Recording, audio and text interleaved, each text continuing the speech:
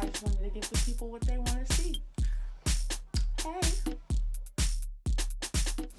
Hello everyone, it is your girl Monique, aka Snatchin Wigs with a Z, and welcome to episode 3 of Wig Wednesday, where we talk wigs and sometimes wear them.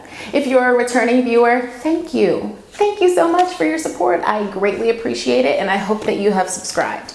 If you are a new viewer, welcome, pause, and hit the subscribe button because you do not want to miss what I have in store for you. Just a reminder, there's a link below to my website where you will find my breast cancer awareness merch for the month of October. A percentage of the proceeds will go to the Sisters Network. Sisters Network is an organization that focuses on the toll that breast cancer takes on the African American community specifically. If you would like to directly donate, there is a link on my website as well. Today, I have the pleasure of chatting via Zoom with one of my favorite people on Broadway.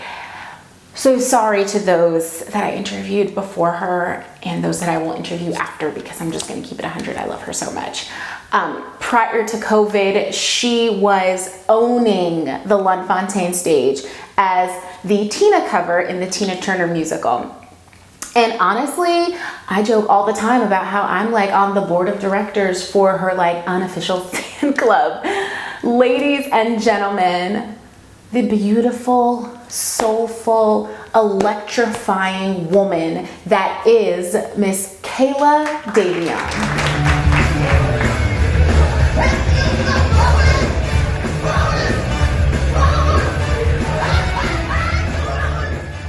Hi. First of all, no, I'm really living for this shirt you got on. Oh my God, girl, thank you. I got it from Topshop. Is that what it's called? Are they still open? Are they still a thing? No. See, and that sucks because I got this like 2 years ago when like Topshop was like banging. You got it on Fifth? Yeah, when they had the whole store. They closed. See, I don't shop like that, so I would have never known. Nordstrom has Topshop, though. Oh, right, yeah. See, I don't walk into Nordstrom too often because I don't have money for that. So, but stop it, because if you can get Topshop on special occasions, I told you about this 2 years ago. There's the difference. Okay, all right, okay. It's like a little silk pajama. I like it. Oh my goodness, you look beautiful. Your skin looks great. Stop it. Thank you. I miss. All right. It's hard. Yeah, it's hard. But okay, but how are you? Like during the quarantine, COVID, how's it treating you in September? Oh man, I feel like quarantine was great in the beginning. I was like, I finally get a break. Then it got real hard because I had a lot of personal stuff going on. Because, I feel like quarantine is the time where everybody really had to deal with their own demons. They had to deal with their own stuff. So I was dealing with stuff, in and out of depression. I was like, what's happening? Mm-hmm. And now I'm doing really, really well. My heart feels very grounded. I feel very much at peace. So I'm on a social media cleanse right now. Like, so I just want to keep it there, Yeah, nice. Oh, good. It is interesting. I tried really hard. I'm like, I'm just going to stay up the entire time. And then I got to a point where I was like, okay.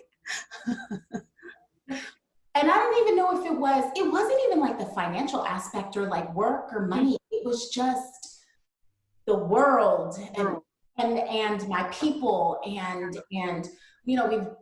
everybody has been dealing with loss, whether it's direct, indirect, whatever. And so it's been tough. Yeah, it's wild. And right before quarantine hit, I had just lost somebody. So then when quarantine started, I was like, oh, you've got to be kidding me. Right.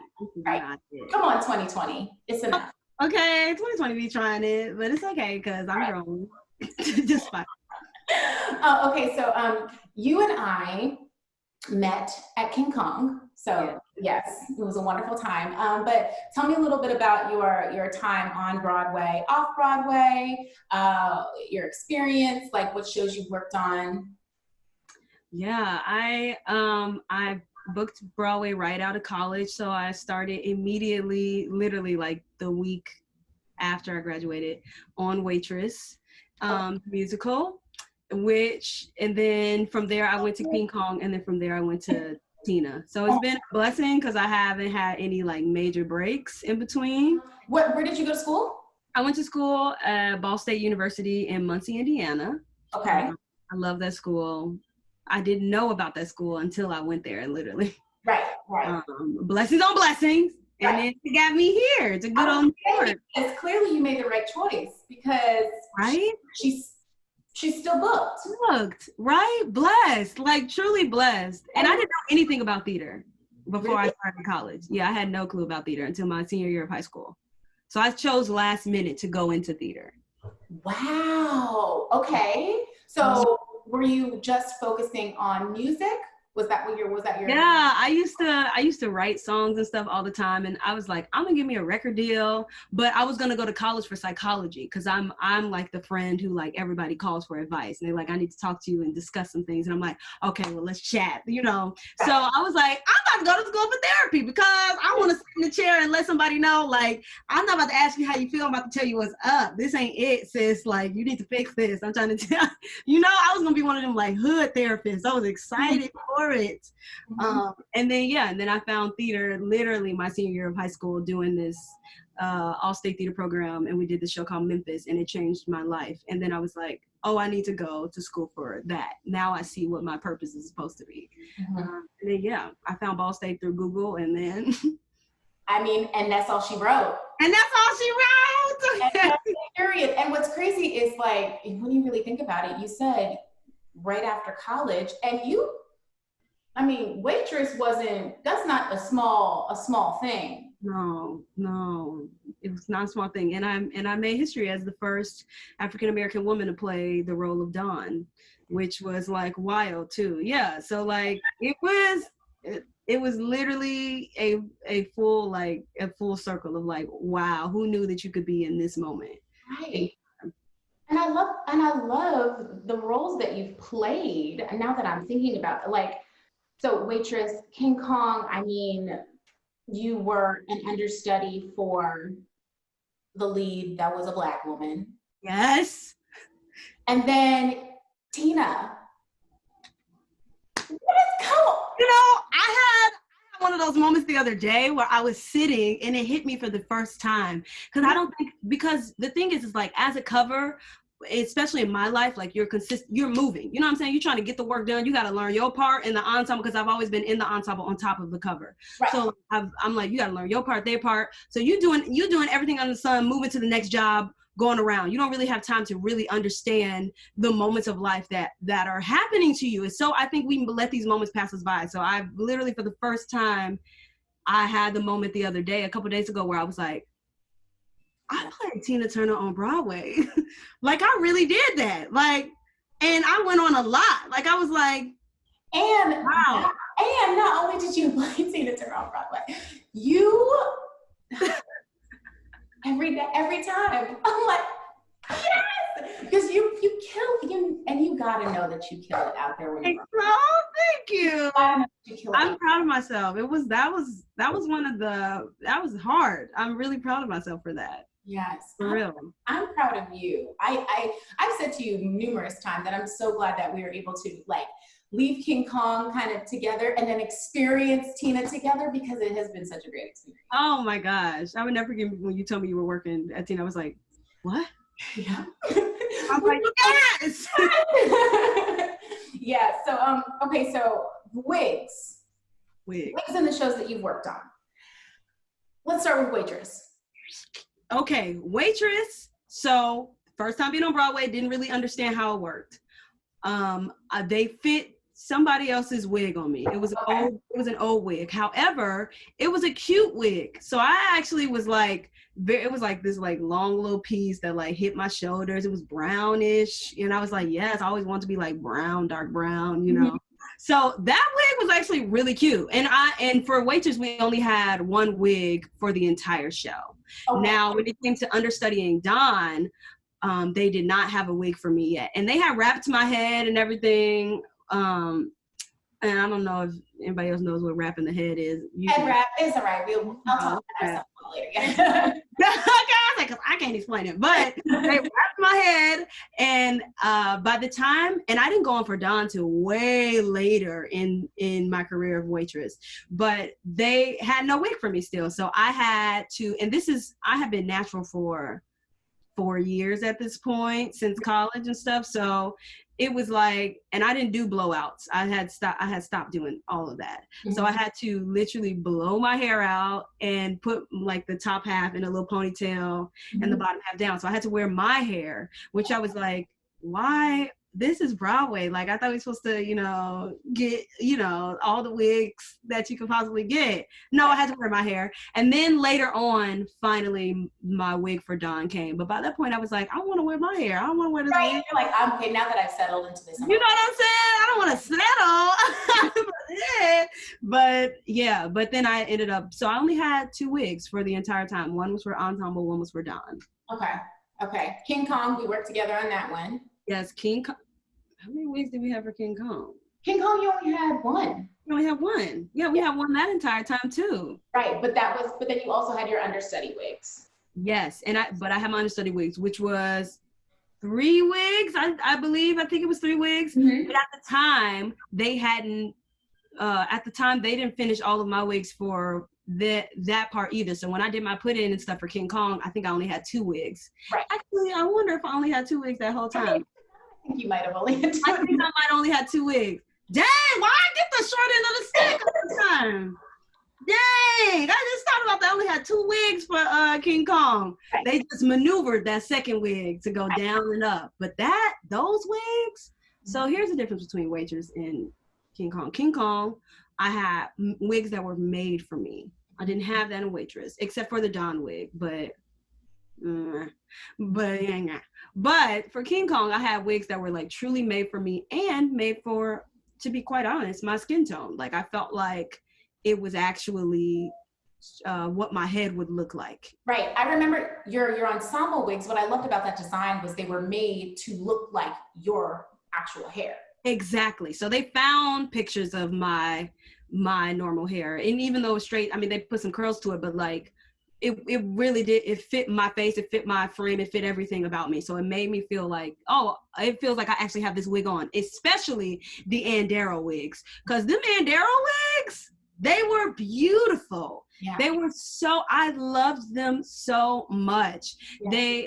It fit perfectly. They were like, some of it was a little bit curly, some of it was like a wave type, but it felt like that is actually what I would look like if I had longer hair. You know what I'm saying? So like for King Kong, I was like, y'all know what y'all doing up in here. Like, y'all got this on point. Like, it's nice to come from using other people's wigs to using my own wigs that actually fit my face. Right. But people don't understand. It's a big difference. Like, I understand things happen, and unfortunately we don't always, I can say as a wig maker myself, building a wig, like sometimes you fall behind, and so you don't always make the deadline, but like there is a huge difference as far as the fit is concerned. Yeah. The quality is concerned. And I think it's important to acknowledge that you as an actress know what the quality is like.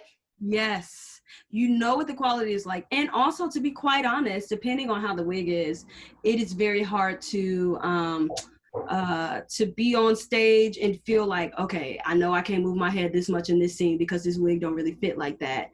And so, you know what I'm saying? Versus like, I know I could dance my butt off real quick, throw my hair any which way because I know this wig is right and tight and is on perfectly. Especially because there's so many, you have so many restrictions when it comes to wearing the wigs anyway. Like, they want, your hair to be like braided down a specific way so that it fits a specific way. And for King Kong, we had was it King Kong?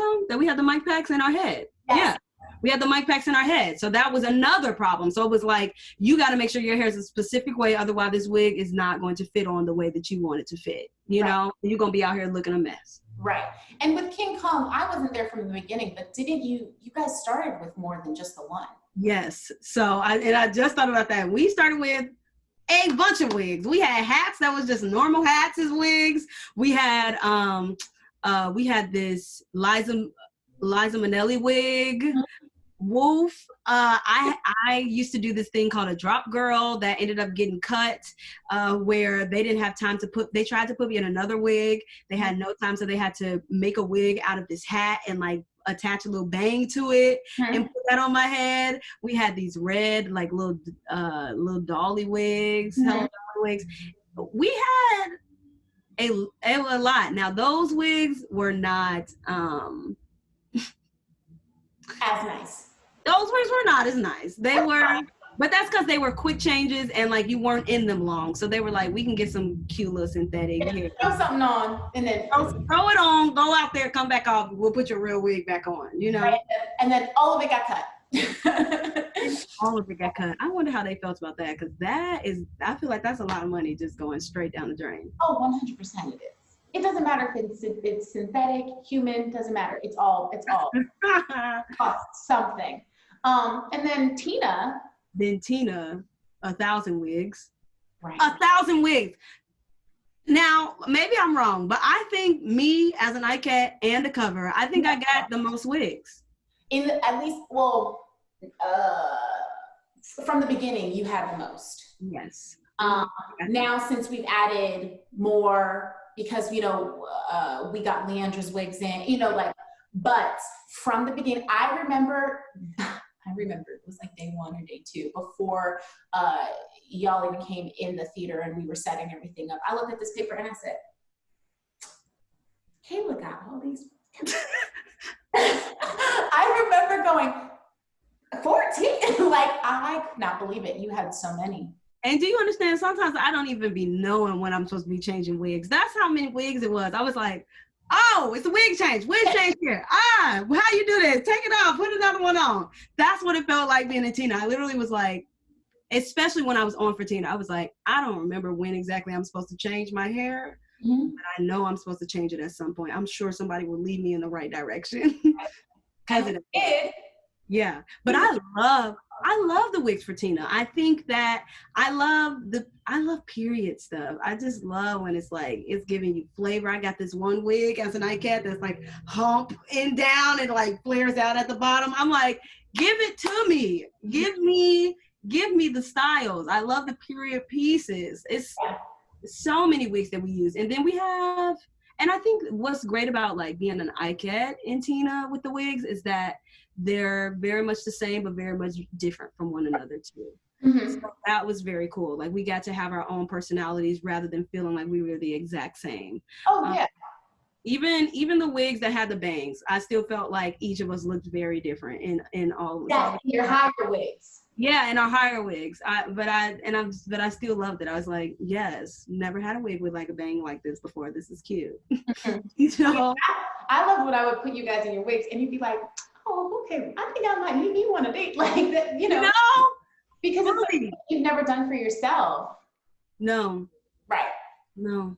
Right. Give me all of them, please.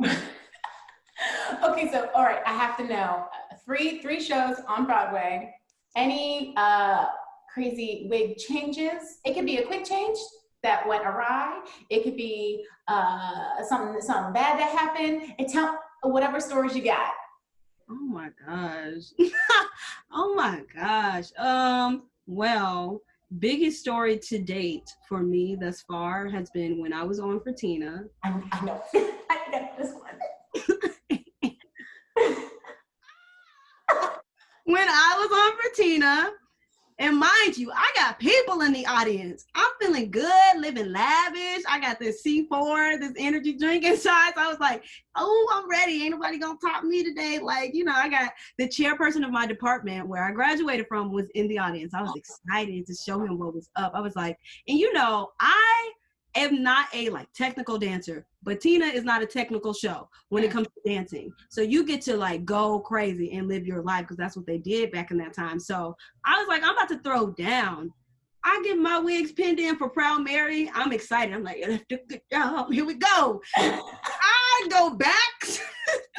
There's this part where we have to throw our head, and everybody knows this. They know this part for me because I'm always throwing my leg at the same time. I got to throw that leg up. Yeah.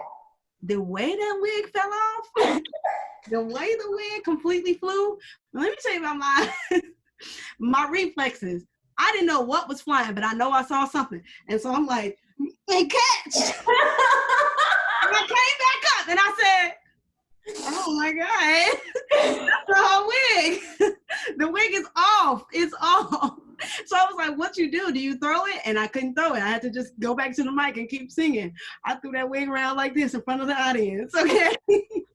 And then I threw it off stage during the fight, and I had my mic pack swinging in the back. Just a hot, and you're getting thrown to the ground in this fight choreo. Yeah. On the ground, rolling over mic packs. It hurt. It hurt. I will never forget because I wasn't there. I was out of town. And so I remember just supervisor texting me talking about so Kayla's wig flew off today. I said, oh no. And like, here's the thing, everybody, here's the difference. I love being in, this is why I like being in lead roles, is because it's a stress-free time for me because I just laugh. I really have a bad problem with laughing. So when things happen, yeah, you know, I'm not good at holding straight faces, okay? It's part of my acting that I still have to work on. But when things happen, I will laugh. So I know all of the ensemble, everybody off stage, except for probably the supervisor. He was probably losing it. And I know some of them were like, what is happening? And everybody else, we were all laughing. We couldn't believe what was happening. And I came off stage and I was just like, this is hilarious. This is a great time. Like, only in live theater would you really experience some stuff like this, you know? Truly. There have been times where, like, with the traditional Tina wig that people know, in the finale, I ended up having to ask for more pins because in the beginning, in the finale, I dance really hard. I'm not a soft dancer. So I really do have to be careful because the wig be moving. It be moving. And so in the finale, it would be like halfway up and I'd be like, all right, come back down. But it's just because you have so much going on. These quick changes are so fast. Everybody's getting the pins in, and we have moments where we have to pin in ourselves. And those were one of those moments going into What's Love Got to Do With It? We have to pin our own wig.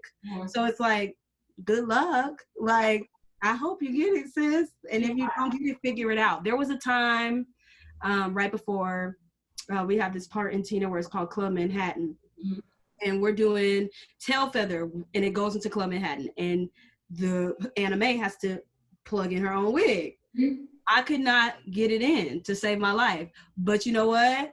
Luckily, when wigs are made for you, they fit well. So that thing fit on my head, and I just watched how I was doing everything else. And then when I got to the side, I whispered to my ensemble member, this wig is not on. I just want you to know there are no pins in this, so we need to get a pin. And you know what she did? That ensemble took that wig right on out her head and put it in mine. And that, I want y'all to know, that's true teamwork. That is teamwork, when your people are looking out for you like that. Okay, she took her own pen out and gave it to me. That's called resourceful. That's resourceful. called selflessness. That's called, but that's also when you have a team. I don't even want to say team, a family, because I will say the Tina ensemble, they are a family. At least that's what my experience is. Truly. And you understand, you're like, oh no, we need at least a pin in this wig. At least a pin. And they help. They're right there for you. That is family. That really is. I miss them. I know. I miss my people. I know. Okay, so wigs, but I also feel like you said you went natural, and do you feel like you express yourself through your hair? Yeah, I do. I love because also I think with going natural, you have no choice but to kind of learn how to love your hair.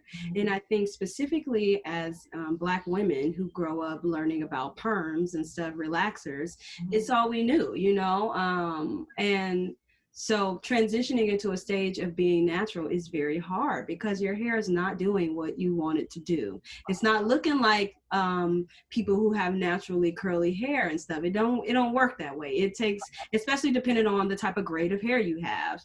You know, I don't have like a cute little 2. Like this is like a 3/4. You know, like 3/4 CD. Like so, it just is. Come on, Sunlight and Pal. But it's just like. Get out of here, Sunlight. It's trying to be nice to me. Thank you, appreciate it. Thank you. But it is a process in learning how to love your hair. So it took me so long to really understand how to take care of my hair in the way that was good for me, and which then I ended up taking care of my hair as in taking care of my soul in a way, you know.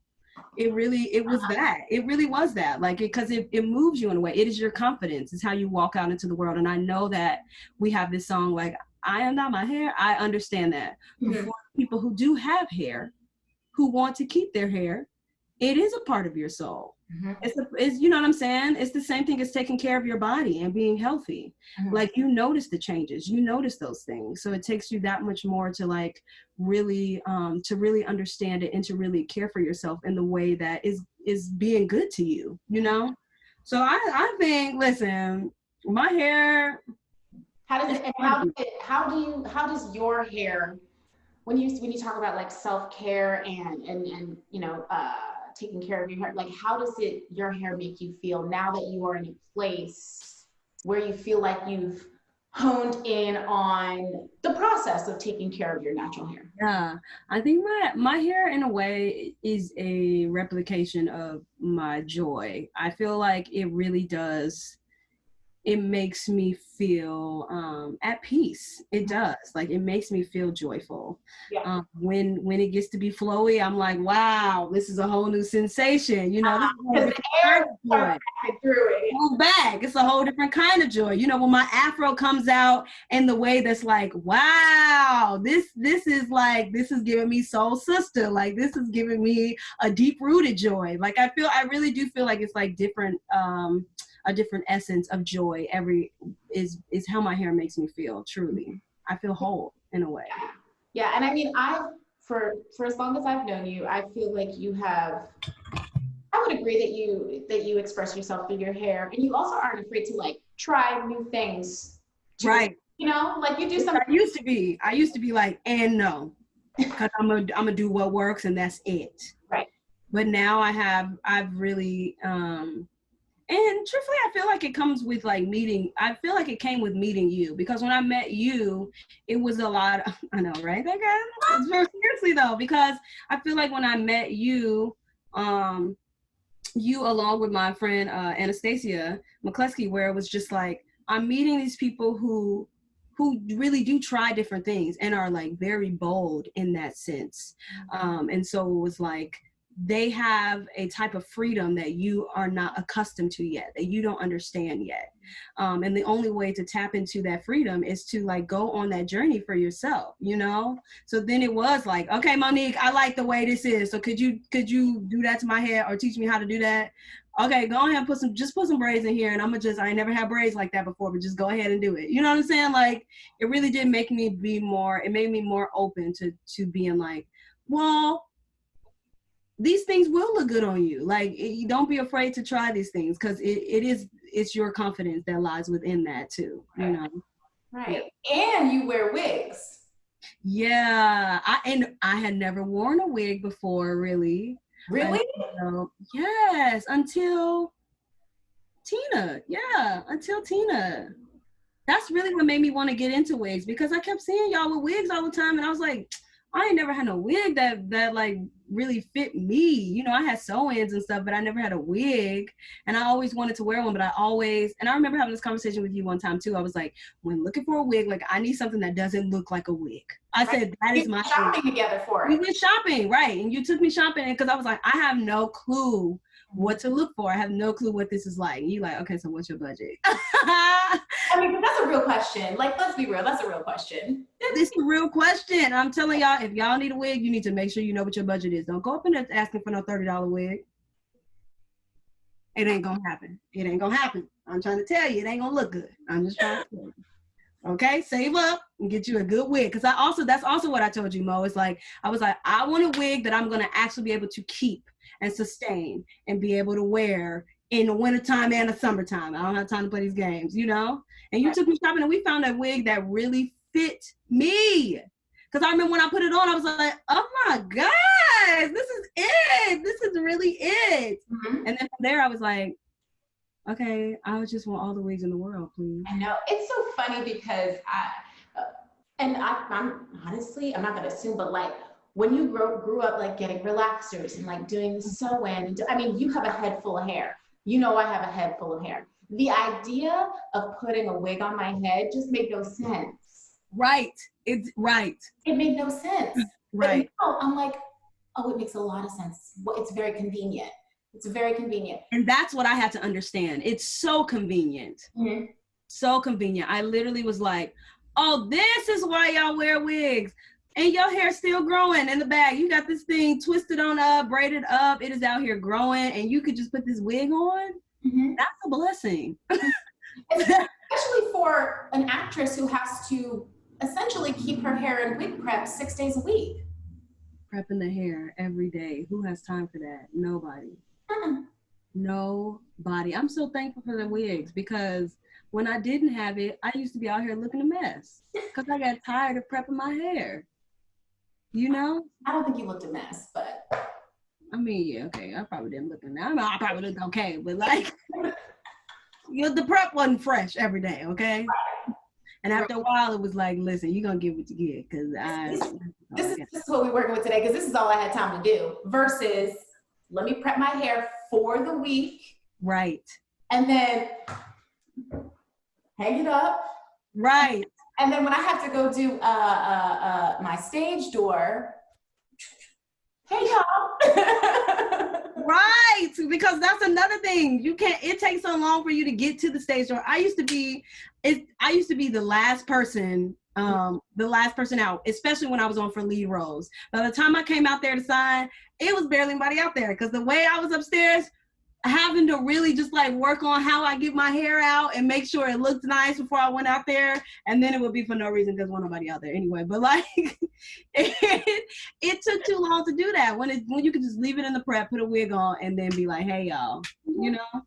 Listen, don't knock wigs. Don't knock it till you try it. Don't knock it till you try it, seriously. And that's another thing. It's like, if you are nervous about wigs, find somebody who you actually know is good with hair and good with wigs. Somebody who you trust to make sure that you don't look a mess. Mm-hmm.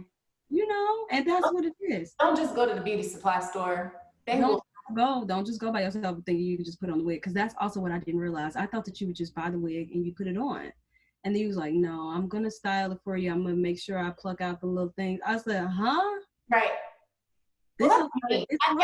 Everybody's not like, that's just what I try to make sure I take. Oh. I try to take care of you, you know, but also too. Well, get you a Monique. I'm here now.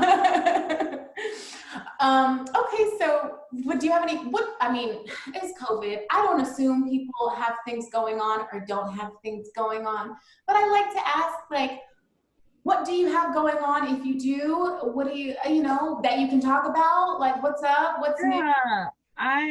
What I can say is that I'm doing a virtual web series right now that I've been filming. Yeah, and it's called Optimism. I love it so much. And it's literally about Black lives. Like how many of us is it? I think it's 5 of us. Okay.